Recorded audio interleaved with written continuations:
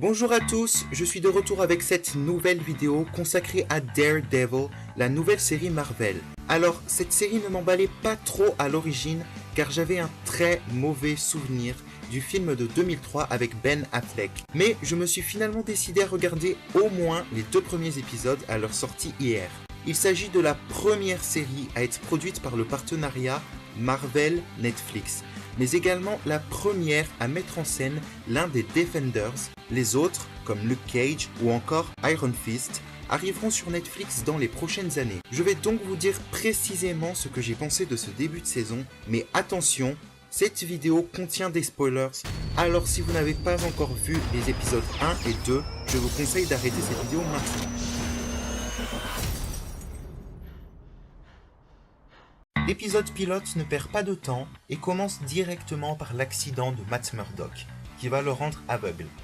Un point positif pour la série, l'accident a lieu sur la route et est beaucoup plus crédible que celui que nous avait proposé le film. Laissant Matt hurler de douleur, nous sommes projetés de nombreuses années plus tard, avec un personnage principal adulte.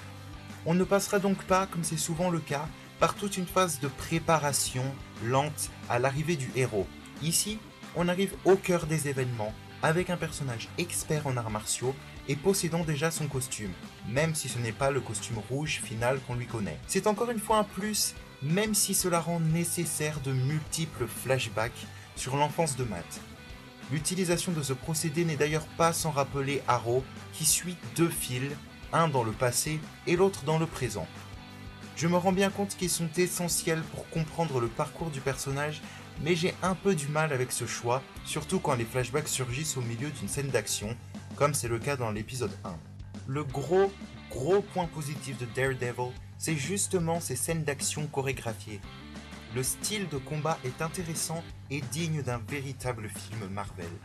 Et puisque l'on parle du Marvel Cinematic Universe, la série fait allusion 1 ou 2 fois aux événements du film Avengers. En effet, elle se déroule après celui-ci, dans le quartier new-yorkais Hell's Kitchen, particulièrement touché par la destruction extraterrestre. Cependant, on sent bien une volonté de se détacher du MCU, ce qui permet vraiment de prendre la série à part comme quelque chose de neuf. D'ailleurs, soyons francs, Murdock s'en prend plein la gueule, contrairement aux autres héros de Marvel.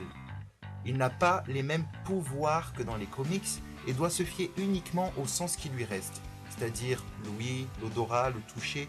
Il n'y a donc pas de sens radar. Visuellement, la série est réussie. Les décors, plutôt sombres, transmettent bien l'atmosphère et le ton général. Le générique lui-même vaut la peine d'être vu.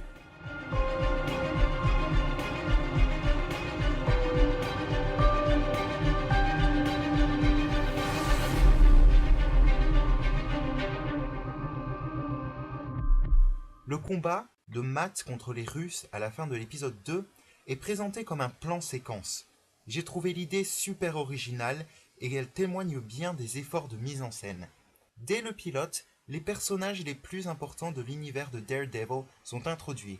Foggy Nelson, Karen Page, mais aussi Claire Temple, Wilson Fisk alias Kingpin, bien qu'ils ne soient pas encore apparus à l'écran. La relation entre Matt Murdock, Foggy Nelson et Karen Page s'installe rapidement mais de façon très naturelle dès le premier épisode. On n'échappe cependant pas à certains clichés, avec un Foggy des fois un peu lourd, mais surtout avec un triangle amoureux que l'on sent arriver dès le début.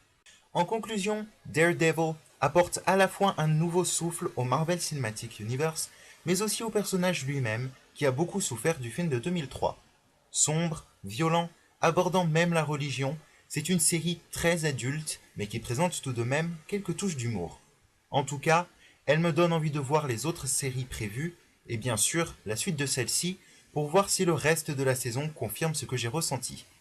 Mais attention, Netflix considère plus Daredevil comme étant un film de 13 heures qu'une série en 13 épisodes. L'intégralité est par ailleurs disponible sur le site internet de la chaîne. Et vous, qu'avez-vous pensé de cette nouvelle série Marvel ? N'hésitez pas à laisser un commentaire pour me le dire.